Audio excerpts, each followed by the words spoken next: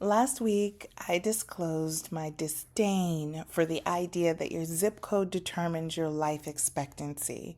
But whether I like it or not, it plays a role. In this episode, we are going to take a look around our zip codes, our neighborhoods, and see what health promoting factors are there and what detractors are there while we discuss what we can do about it. Stay tuned.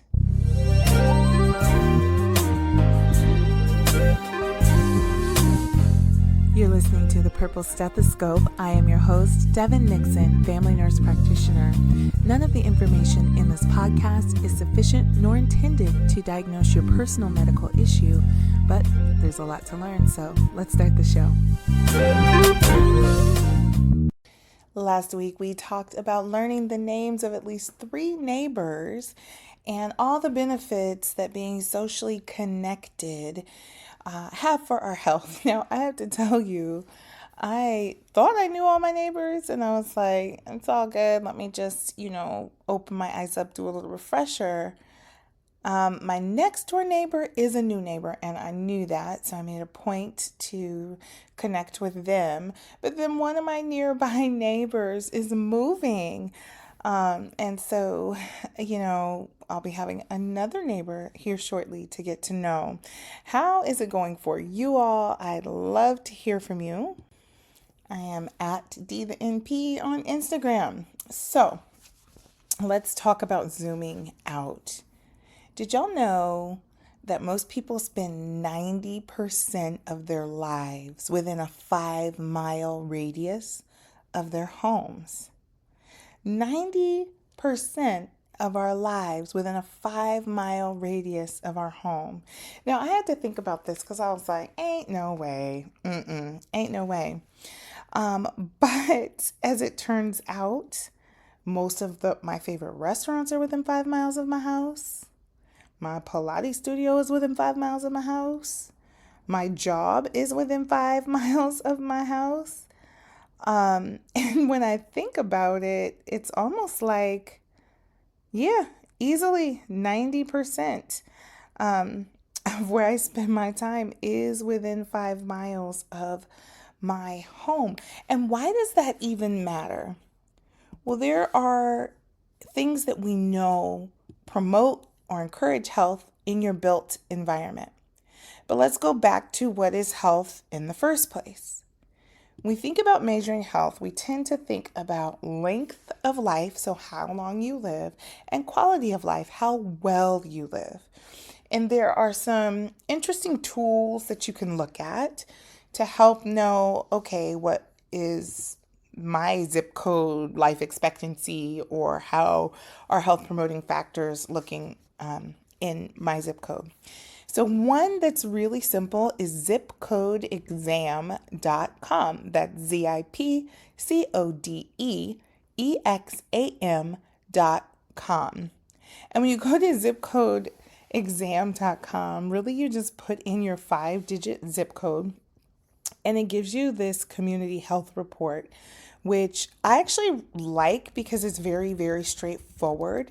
It gives you scores out of 100 for your access to healthcare, your food environment, the education level, employment, the housing cost burden, and walkability.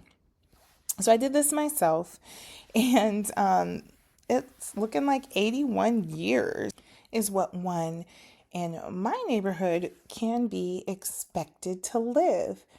My neighborhood scored really high on things like food environment, employment, and education level. Didn't do as great, 76 out of 100 on access to healthcare. And then the cost burden was 69 out of 100, don't I know it? And then 34 out of 100 for walkability. So, and I honestly kind of understand that because I don't live within city limits. So there's not a ton of sidewalks and walkability. So that's like a snapshot of your neighborhood environment. There is another website, and I've been using this one for years. I really like this one. I use it in the courses that I teach. It's called countyhealthrankings.org. One thing that's really cool about this website is it breaks down where you live by zip code. So you click on health and then you enter your zip code and it takes you to your county, and it can show you everything from demographic data to how your county stacks up with the healthiest and the least healthy counties all across the nation. It goes into categories like premature death, birth weight, mental health, other things here. Let me take a deeper look here. Vaccinations, number of mental health providers, primary care providers, dentists, all kinds of stuff, air pollution. It really, really, really breaks it down. And there's a reason that I think that's really important. When I was talking about this last week, and I was like, I hate when they say that your zip code determines your life expectancy. It's because that can feel really determinate and unhelpful. But the other thing that I love about the zip code exam is that it tells you what policy can do. So if you download your report, it will go into what you can advocate for with your local policymakers and your state and national level policymakers, so that that's not just something that you're stuck with, but something that we can work to improve. Even cooler, if you know your neighbors, you all can work together. You can talk about things that you want to see changed in your community. You can go to your city council meetings. You can really take a deep dive into some of the things that you see on your ballot and be a very informed local voter. But let's have a little fun in a way that we can't really do on the internet with these tools that I've shared. What about getting out there and walking, driving around your neighborhood? Before some evil befell me, I used to be a runner. And one of the things that I loved about running was you really get to see your neighborhood slowed down. It's almost like it's in slow motion. When you're driving and you are on autopilot, you're just zipping past all kinds of things that you may not even be aware of. But when walking or running or even biking, which is my favorite now way to get around my neighborhood, you can slow down and really take in what is in your immediate surroundings. Who lives around you? What businesses are within a 1 mile radius? I know 90% of us, or most of us, spend 90% of our time within a 5 mile radius, but I think when we're just starting to explore neighborhoods, a 1 mile radius is plenty. Going 1 mile in this direction or that direction, and spreading that out over, several days. Getting an idea of who lives there, of what businesses are there, who runs those businesses, where do people gather in your neighborhood, what churches or schools or parks or libraries or other community organizations are in your neighborhood. That tells you a lot about the pulse of your neighborhood, really. If you're a neighborhood that doesn't have a single school, elementary school, versus a neighborhood that doesn't have a single church, you are looking at different values or different demographics in your neighborhood. Maybe there's not a lot of young kids. Maybe there's not enough kids. We have had 2 elementary schools in our city close, which has been devastating, but they just aren't getting the numbers that they'd like to see to be able to keep the schools open, which also has to do with the cost of living, but I'm not going to derail.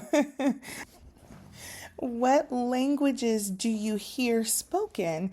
And if you're not hearing languages spoken, pay attention to the signages in your neighborhood. What are the signs in English? Are there a lot of signs in other languages? Just getting a feel for who lives around you and where you live.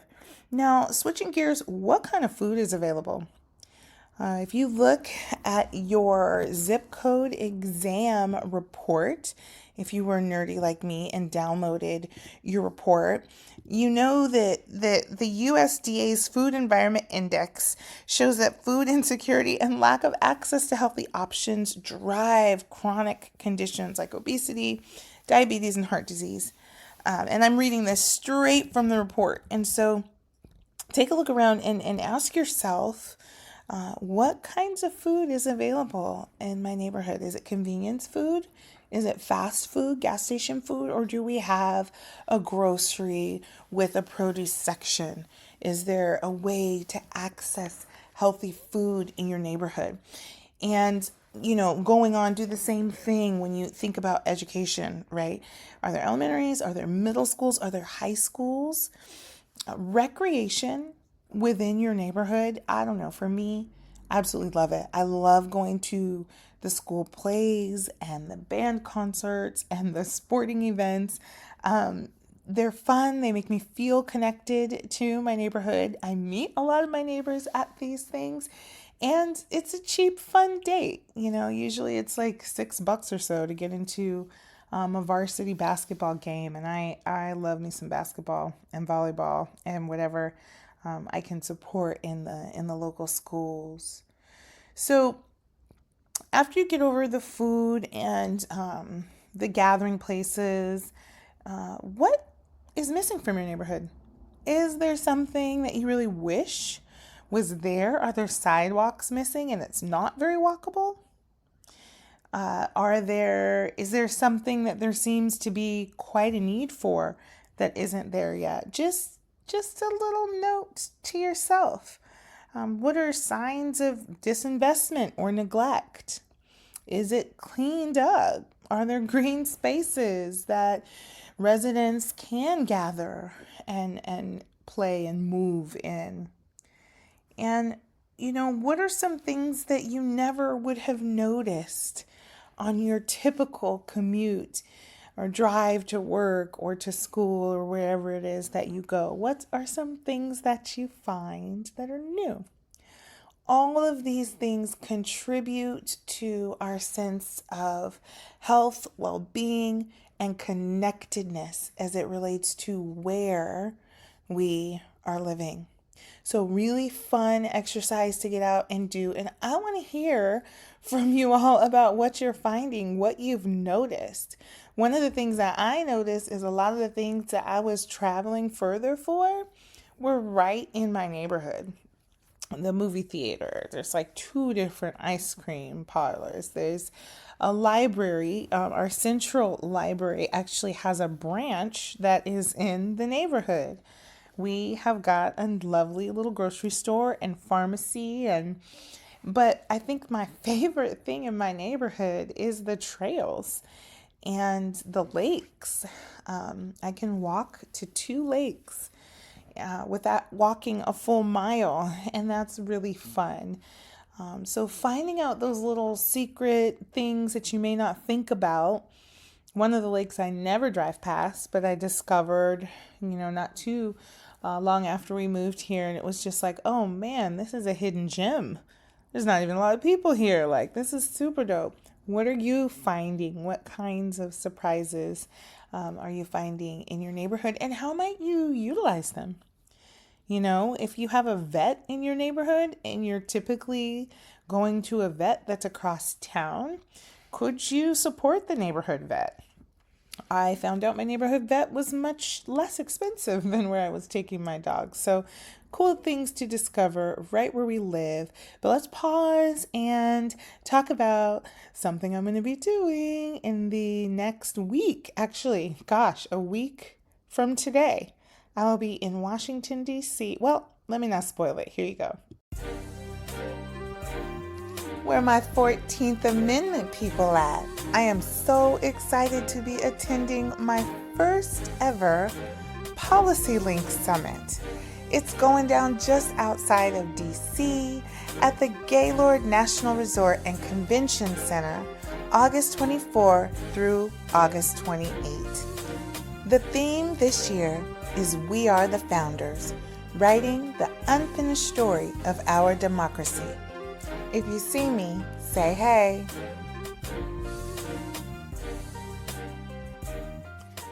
God, I'm so excited to be going to PolicyLink this year. But back to the topic at hand. Why even bother getting to know your community, getting to know the lay of the land, what's available to you, and what maybe isn't available that you want to advocate for? Communities with higher levels of social connection typically enjoy significantly better health outcomes than communities that have lower levels of social connection. And this is on page 39 of the advisory that we started talking about last episode. You know, feeling safe, feeling supported, feeling like you are not carrying the entire world on your shoulders, but there are other people who are in the trenches with you, actually turns out to be really good, not just for our mental health, but for our overall health. Social capital across multiple indicators on all-cause mortality and general health found that on average, a 1 unit increase in social capital increases the likelihood of survival by 17% and of self-reported good health by 29%. These are not small numbers. These are not little insignificant things that are meaningless. Being connected in our communities is actually really, really good for our overall health, both quality of life and life expectancy. Now, I grew up being taken to city council meetings with my mom, who was very much an advocate, very much civically engaged, and it was something that I kind of just grew up thinking was part of what you did as a citizen and as a resident in a town, in a community. And I'm so grateful for this because I never saw anything different. What I've learned as an adult is that that is not the norm. There are people who complain and complain about everything in their neighborhood and don't recognize the power that they have to create change. So I want to pivot and talk about that here. This can actually be part of your community mapping, and it may, go beyond that 1 mile radius or 5 mile radius if you get to that. It may be something that's more central to your city, or it may not. But what kinds of community-based organizations exist? What kinds of non-governmental organizations exist? And these are like nonprofits and, grassroots organizations that form to meet a specific need. And typically, it's a need within a community. It's really nice to know what those things are because you can connect with people through the common interest of wanting better or advocating for a community.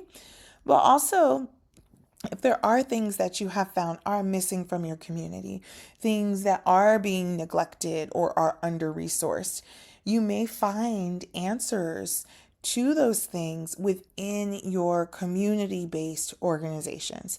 So let me give you an example and plug an organization that I'm a huge fan of. I live in the Pacific Northwest. There is a lot of outdoorsy stuff going on. Lots of activities in the water, lots of activities on land, mountain biking, hiking, swimming, paddleboarding, anything you can imagine, right? But a lot of times the groups are very homogenous, if you know what I mean. Everybody looks the same. So like I mentioned, I was a runner. I actually joined a running group, and I would show up, and it was a way to meet people who had things in common. And nobody talked to me. It was kind of harsh. People seemed to already know each other, and I was running by myself in this running group. And so then I decided, why am I in this group, and went back to running solo. Now, if I were a bit older and more mature or knew some of the statistics that I'm sharing with you, maybe I would have been less shy. Maybe I would have, really tried a little harder to make some connections in that group, knowing that these things actually increase our general health. So you could find connection over hobby. You could find it over something like advocacy. As somebody who does enjoy the out of doors, and when I say that, I don't mean it like the folks who backpack and pitch a tent and stay overnight. I just literally mean playing outside. I like being outside and having fun, moving my body, being physical. And there is a community based organization, a nonprofit in my community called Black to the Outdoors. The goal of this organization, I'm saying this off the cuff. You could check out their Instagram and learn more, but it is to, in my opinion, in my experience, it has decreased my anxiety about doing things outdoors. I think racial anxiety is something that you develop through your experiences and can be programmed. A lot of times people go where, they have peers, and there you just don't, where I live, you don't see a lot of Black folks outside playing. Black to the Outdoors does hikes, they do snowboarding up the mountain, and these events are curated and bring out dozens of folk at the same time. And so then we end up connecting with other people who share our ethnicity and have an interest in the outdoors. So again, social connection, community, whatever that community is, pickleball, gardening. It could be the arts. One of the things that I have discovered that I am absolutely obsessed with is these wonderful productions that our high schools put on. I've seen Sister Act 2. I saw Big Fish. My son's friend starred in, and now I'm not going to remember the name of that show. And I'm sorry. That's just the way the brain is these days. But there's just so much goodness that's really close to us, that's a lot more accessible than we might think. I used to feel like I couldn't do stuff for my kids that I wanted to do because we were financially limited.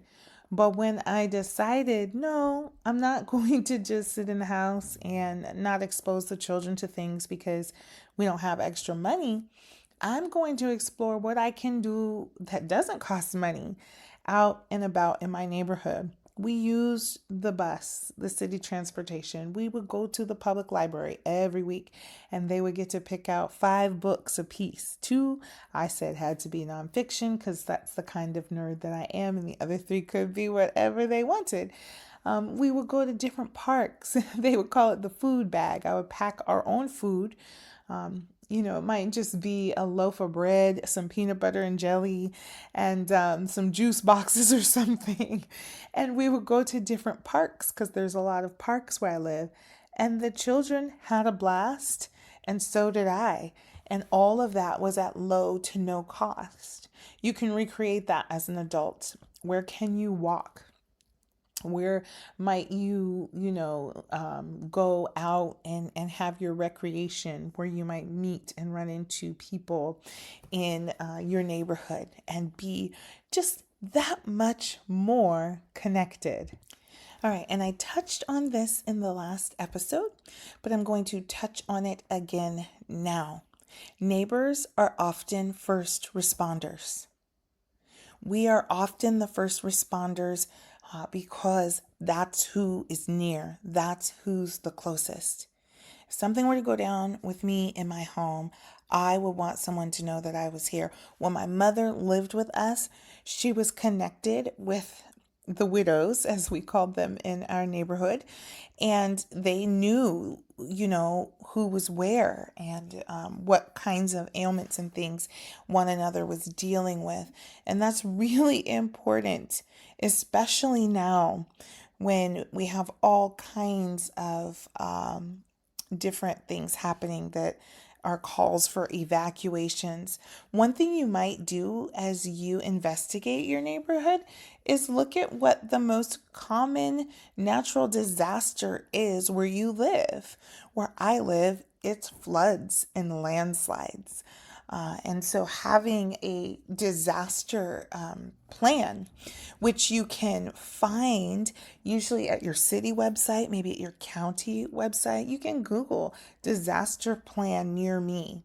There are actually courses that you can sign up for and take to learn just a little bit more, whether it's about disaster preparedness, CPR, or something else that could allow us to be of service to our neighbors in their time of need.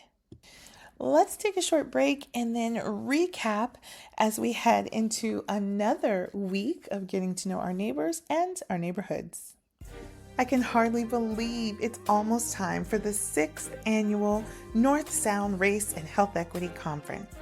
This year, we're talking about advancing health equity through mutual aid with keynote speaker PolicyLink. Together, we will examine how grassroots reciprocal support systems can help address long-standing health inequities in our region. Join us if you are a clinician, a healthcare administrator, student, public health nurse, community health worker, or anyone engaged in caring for your community. For more information, see the link in the show notes. All right, now it is that time when we recap our show and talk about what our challenge is for the week to come. So we have learned that our zip code actually really does directly relate to our health. It tells a lot about health promoting things in our area, the cost of housing, food access, healthcare access, walkability, all of that. You're going to check out zipcodeexam.com and see what it tells about your neighborhood, how your zip code scores. You can also check out countyhealthrankings.org to take a deeper dive into the things that promote health and maybe in some cases prevent health where you live. And we're going to do a little neighborhood mapping. Get out, check out your neighborhood for 1 square mile. What's around, what businesses, who are the people, what languages are spoken, are there schools, what kinds of things are available for entertainment, all of that stuff, right? And then again, just knowing that we do have agency. We can advocate for change if we don't like what we see, if we don't like our experience. Being able to pick up and move is not accessible to most of us. Most of us live where we live, and we live there for a reason because that's where we could afford to. That's what made sense when we moved in and things like that. But it doesn't mean that we're just stuck with whatever we get. Okay? Another thing you can do is, think about how you might engage, moving out from those neighbors who you're learning the names of, but engage in the broader community. So what's one meeting that maybe you could go to? What's one nonprofit or community-based organization that you could go and check out? What's a hobby that you have? And do the people who live in your community, in your neighborhood, do they get together for that hobby or to do that thing? Lots of different ways to see what is around us, what opportunities are there, and get more connected. And I have to say, I really enjoy going to the high school games and productions in my neighborhood. I never thought I would be that person that doesn't have any kids in high school anymore and is just coming to the games to support. But I absolutely love it. My hope is that there is something in your neighborhood that can get you a little more connected, something that you can enjoy and make good use of, and that you will reach out on Instagram at DNP and let me know how it's going. Do you hear this madness in the background? This is my dog Evening, and she is letting me know that it is time for me to say goodbye to you and go give her and her brother Blue some dinner.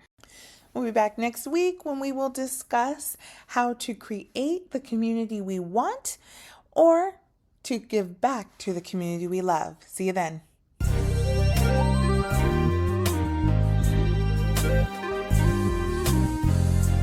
Thank you for listening to the Purple Stethoscope podcast. I am your host, Devyn Nixon, family nurse practitioner. If you liked what you heard, why not subscribe or share this episode with a friend or family member? You can also support the podcast by rating and reviewing. You can find me on Instagram at DNP and right here at the Purple Stethoscope.